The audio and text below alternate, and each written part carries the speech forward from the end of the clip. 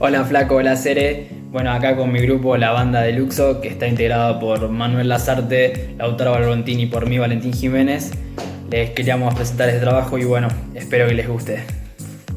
Bueno, yo acá voy a explicar cómo aprovechar al máximo la flotación en 4 partes. El principio de Arquímedes, la densidad del agua, el peso del cuerpo humano y los pulmones. El principio de Arquímedes lo que dice es que todo cuerpo sumergido en un fluido recibe un empuje de abajo hacia arriba igual al peso del volumen del líquido desalojado, empuje que se aplica en el centro de gravedad de dicho fluido. Es decir entonces que la flotación es el resultado de la fuerza que se ejerce un fluido sobre el cuerpo sumergido en él. Esto quiere decir que cuando un cuerpo se sumerge en el agua, por ejemplo, este va a recibir una fuerza para arriba, de abajo hacia arriba, con el mismo peso o mayor o igual al peso del cuerpo. Bueno, ahora voy a hablar de la densidad en el agua. Cada sustancia posee una determinada densidad característica, como por ejemplo la densidad característica del ser humano en el agua es de 0,95 kilogramos por decímetro cúbico y gracias a esto podemos flotar sin realizar mucho esfuerzo. Y cuanto más denso sea este fluido en el que el cuerpo está sumergido, ya sea por impurezas que tenga el agua o porque esté mezclado con sales, más flotará este cuerpo. Ahora el peso específico del cuerpo. La densidad relativa del cuerpo humano con el sistema muscular relajado y una actividad estática horizontal siempre va a ser superior a la del agua, aunque diferente en los individuos que varíe la edad, el sexo y la tonicidad muscular.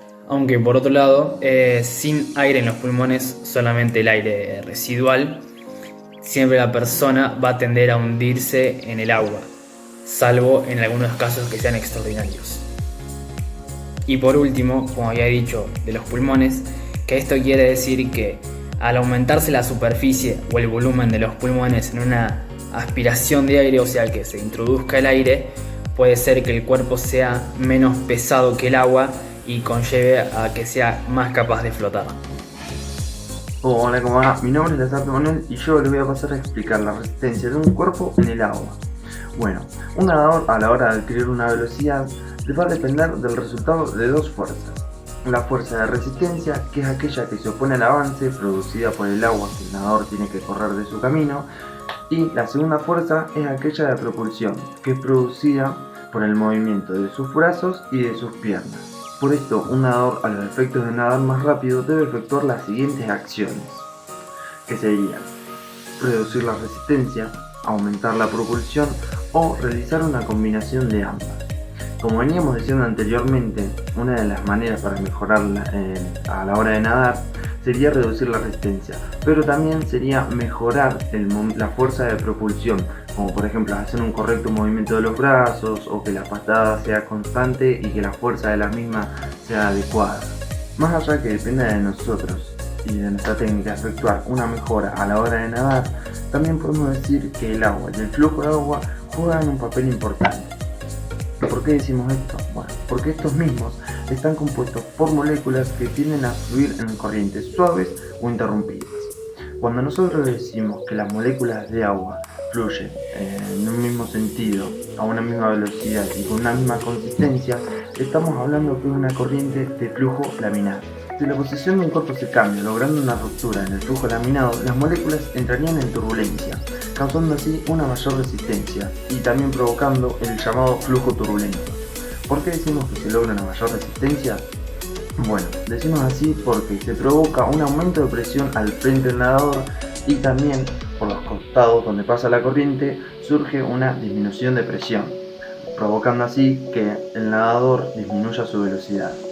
La forma de un objeto puede aumentar o disminuir la turbulencia y la resistencia. Por ejemplo, si nosotros ponemos un objeto con forma de bala en el agua, este tendría una menor resistencia y una menor turbulencia, ¿no? ¿Por qué? Porque las moléculas de agua a la hora de que tengan que fluir a través del objeto o provocar una fricción a través del objeto, harían que estas cambien de dirección gradualmente. Esto no quiere decir que un objeto con la misma superficie va a tener siempre la misma resistencia, porque si nosotros, por ejemplo, yo agarro esto y nosotros ponemos el objeto de esta manera, acá va a tener mucha más resistencia a la hora de que avance por el agua, ya que el agua va a tener que pasar por acá arriba, por acá, va a tener mucha más fricción. En cambio, si nosotros lo ponemos así, el agua simplemente va a tener que atravesar por acá y por los costados. Mucha diferencia. Entonces llegamos a la conclusión que con la misma superficie, pero distinta resistencia. Como dije anteriormente, nosotros no podemos lograr que no exista la resistencia en el agua, pero sí podemos provocar que esta misma sea reducida. ¿Cómo lo haremos? Modificando el cuerpo a una posición o una postura aerodinámicamente más eficiente. Pero antes de hacer esto, primero deberíamos saber los distintos tipos de resistencias que hay. Por un lado tenemos la resistencia frontal, que es aquella oposición que crea el agua para poder impedir marchar hacia adelante. Luego tendremos la resistencia al rozamiento, que es aquella resistencia que se da cuando las moléculas de agua rozan o friccionan con alguna parte de nuestro cuerpo, provocando así una disminución de velocidad. Luego tendremos la resistencia de estela, que es aquella provocada por el agua, cuando ésta no puede llenar los huecos que quedan detrás de las partes poco aerodinámicas del cuerpo. Luego teníamos la resistencia de arrastre de formas, que esta depende más por la posición o por la postura que adapten los nadadores para poder avanzar hacia adelante. Y por último tendremos las resistencias a las olas, que esta se da en las superficies turbulentas de agua, ¿no? Que es cuando se ocasiona cuando el nadador, a través de sus movimientos, provoca olas que le generen una mayor presión, provocando también una mayor resistencia, y así disminuir su velocidad. Las olas se ocasionan principalmente en la cabeza y en el tronco de los nadadores. Bueno, llegando al final del video vamos a hablar sobre el mejoramiento de la propulsión, lo cual tiene 7 leyes, que son ley de acción y reacción aplicada a la propulsión, ley de acción y reacción, tenemos la tracción, tenemos la uniformidad de tracción, transmisión de impulso, búsqueda de nuevos planos de apoyo, y tenemos por último los movimientos de impulso sobre la línea media del cuerpo. Estos 7 tienen algo en común, que es que, como ya sabemos, que el agua no es un elemento compacto, lo cual tenemos varios problemas sobre el apoyo de brazos y piernas. Esto nos quita resistencia, entonces podríamos deducir que al tener menor resistencia debo aumentar la superficie de empuje. De los 7 nombrados anteriormente, voy a profundizar sobre uno de ellos, que es la tracción. La tracción son diversos movimientos que realiza un nadador a la hora de que su mano rompe en el agua, tiene un recorrido con el fin de impulsarse hacia adelante. Tenemos 3 tipos de tracción.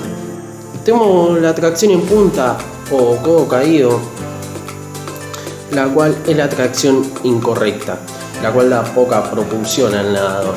Luego tenemos la tracción a brazo estirado, que es aquella que con solo una fracción de recorrido positivo logra avanzar. Y por último tenemos la tracción a codo elevado. Esta es la que minimiza los componentes negativos hacia arriba y procura un impulso mayor sobre el nadador. Dicho esto, llegamos al final del video y nos veremos pronto.